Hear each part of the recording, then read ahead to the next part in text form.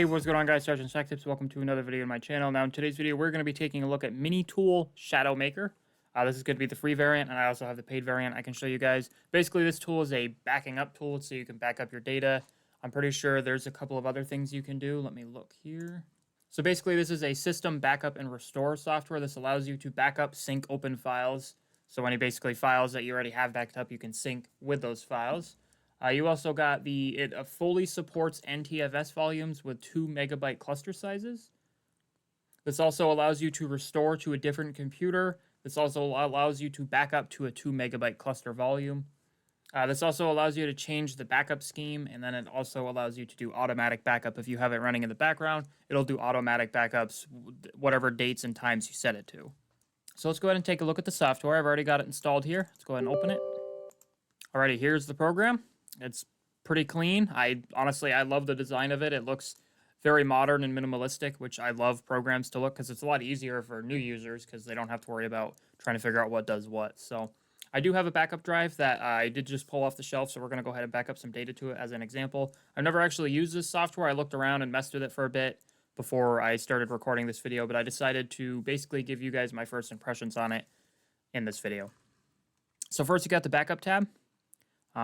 Basically, what you can do is you can do the source, which is going to be your main drive. This is my main C drive. I don't know why it says BitLocker. I'm pretty sure I have that disabled. And then you can send it to the destination, which is going to be D, and the drive is the backup drive. And that's just going to send it. It's going to make a folder called backup data, which we will do. You also got sync. This allows you to sync a file and folder to a destination folder on any. I think it has to be a secondary drive. I don't think it can be your main drive just because it could conflict with files. You also have restore. This will allow you to restore any backups. So if you add a backup, say you have a backup file in here or just a backup folder, you can restore your files to your system that you've backed up. You also have manage.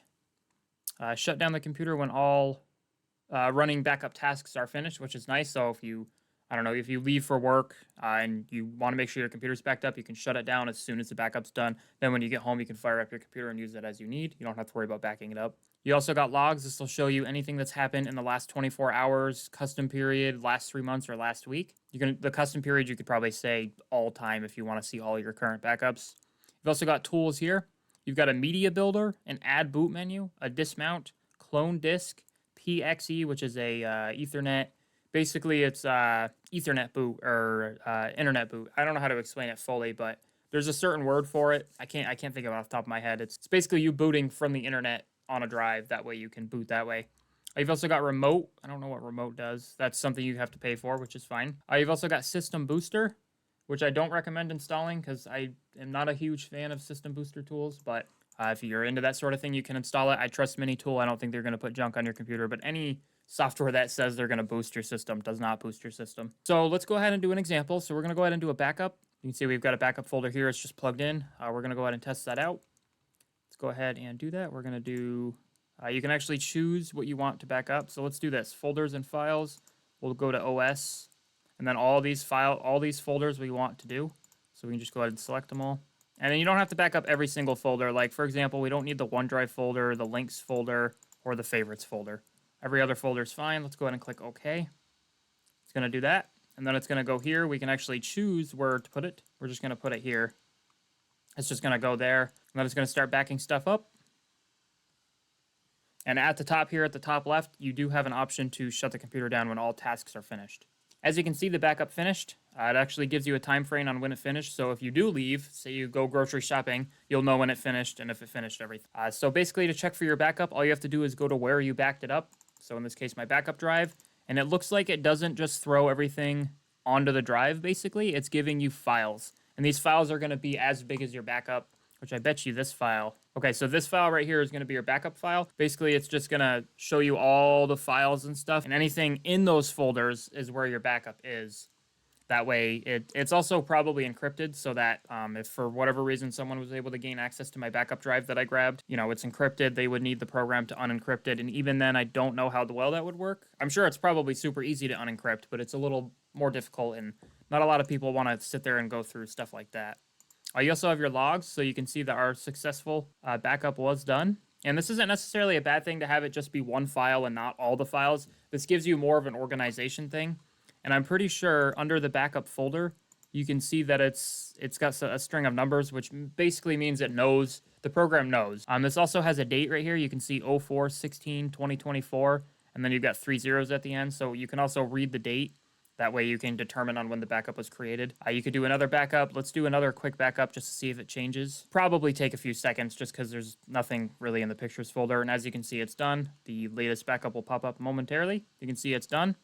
So if we go back, you can see we have another folder. It's just going to have a string of folders with numbers and brackets. So honestly, if someone does find this drive, it's going to mean gobbledygook to them. They're not even going to know what's going on, which is an awesome thing because now I actually have a backup of my pictures folder, which the only thing in here is screenshots and of Razor Vortex wallpapers. So if they really want to access that data, they can. So basically, that's how Shadow Maker Free works. Let's go ahead. I'm going to go ahead and activate the program, and I'll see if there's anything we can try there.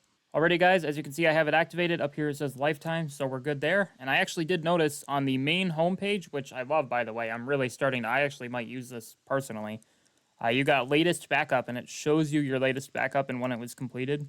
You can also click backup now, or you can schedule backups, which is also another option. This would be really good for servers, or if you're like me and you're a content creator, you could have it back up all your content. That way you have multiple backups of it, because that's also another good thing. You've also got restore now, so if you want to restore from available restore images, which I have 2. As you can see, there's a little sliver out of this, and you can actually see the device I am. And then if you hover over it, you can also see the device, which is my 1 terabyte. And then obviously PNY USB, it's just a little USB adapter for the hard drive. So I don't think anything's going to change in terms of backing stuff up. I'm pretty sure it'll allow you to use the free program to back stuff up, so it'll give you some time to try it and trial run it. I would definitely recommend purchasing it. You can do that by checking the links in the description below. We've also got tools now, so we can do Media Builder, which will allow us to build a Windows Pocket Edition based media with MiniTool plugin. You also got Add Boot Menu. So add a Windows Startup menu option for MiniTool recovery environment. So basically when you boot into your system, you can click F12 or whatever button you use to enter your boot menu key,